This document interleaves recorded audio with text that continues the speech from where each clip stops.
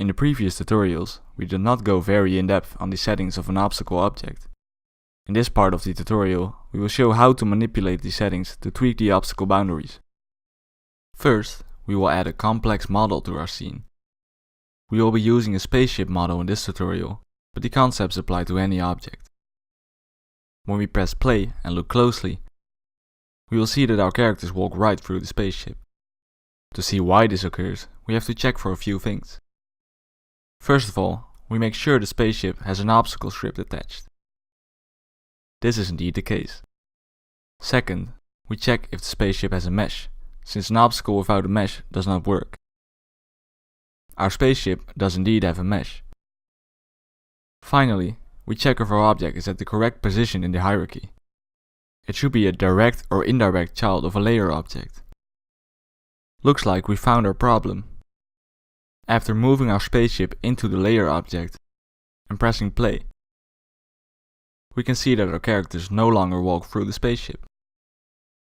Problems like these happen a lot when creating a simulation, so it's handy to run through these few checks. Time to take a look at some advanced settings of our spaceship obstacle. When we select it, we see the outlines of the obstacle in green lines. Since this is a complex model, we see many lines projected on the walkable surface. If we use the display highlight area function from the last video and toggle the mesh renderers, we can see the outlines clearly project onto the ground. Because this model is not convex, characters might walk in the corners between spaceship parts.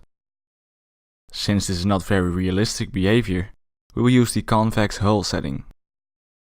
The green lines now show a convex hull around our ship. Highlighting it clearly shows the difference. Convex hulls are an easy way to change a complex obstacle into a smooth one, as no corners where characters can get stuck. To demonstrate the use of primitive shapes instead of the object's mesh or convex hull, we will now simulate a spaceship crash. The ship is now tilted down and partially under the ground. Its tail is lifted in the air, high enough to walk underneath. If we highlight the obstacle's area, we see something undesirable. The obstacle's convex hull is still computed using the complete ship, including the parts that are under the walkable area. Due to modeling complexity and performance issues, we have to solve this manually by using primitive shapes. We start this by switching to the primitive shape setting and selecting rectangle. If we look closely, a green line appeared in the shape of a rectangle. This is now our new obstacle border. If you have trouble seeing the border, feel free to use the highlighting function to have it better visualized. Use the provided handles to reshape and resize the border to your liking. Let's start our simulation.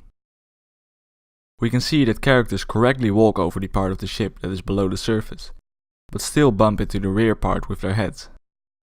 It would be nice to have another rectangle obstacles below the wings. While a single object can only have one primitive shape obstacle, there is an easy way to do this. We add an empty game object as a child of the spaceship. We add an obstacle script and model it the same way that we scaled and moved the other obstacle.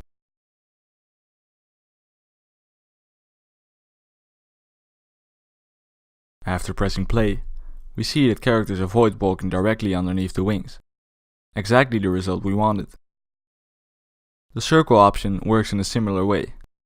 Its resolution setting controls the number of corners in our circle. The crowd simulation framework needs a mesh, so a complete circle cannot be used.